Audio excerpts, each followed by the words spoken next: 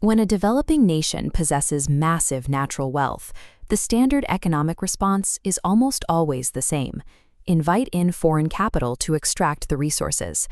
This creates a supply-driven system where the outside providers of money determine exactly what is built and what is exported. The local population enters this framework primarily as a source of cheap manual labor. Because the infrastructure is owned from the outside, the local citizens frequently own as little as 10% of their own formal economy. They remain separated from the profits generated by their own land. In response to this poverty, global institutions typically offer aid money or easy credit. These interventions address the immediate lack of cash, but leave the underlying structure untouched. Without changing the power dynamics of ownership, these handouts create a cycle of local dependency. The citizens stay locked into a system where they have no control over their economic future. The results of this easy credit approach are consistent. 90% of new local businesses fail within their first 5 years. Conventional wisdom blames lack of funding, poor management tools, or a shortage of physical resources. Most of these failures stem from a lack of personal viability, a specific deficit in commercial thinking. Operators too often enter the market with a working-class mindset, focused on providing labor rather than building and managing assets. Injecting capital into an unviable operator leads to financial loss. To succeed, the human mindset must be developed through training before a single dollar of credit is deployed. The systemic fix is the personal viability business scheme, a demand-driven model that replaces foreign dependency with local competence. This model relies on a single prerequisite: success requires both a viable person and a viable project. The first step is a rigorous business class education. Participants are forced to unlearn the handout mentality and develop the specific character and competence needed to manage a commercial enterprise. A demand-driven system treats credit as a reward for performance.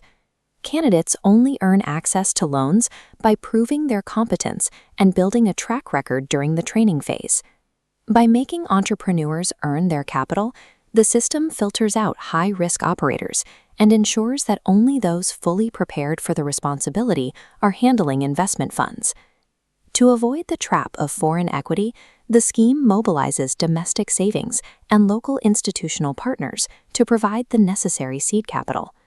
Once a business is incorporated, the initial shares are held in a protective trust by the local development partners. The local citizen takes on the role of a probationary manager, working under a formal employment contract while the equity remains secure in the trust. This initiates a period of supervised growth. The manager operates under mandatorily on-the-job coaching, weekly financial audits, and strict oversight to ensure the company remains profitable. This structure protects the domestic investment while providing a live-fire environment for the entrepreneur to prove they can manage a commercial entity. The pipeline concludes with a built-in exit strategy that transfers full control to the local operator.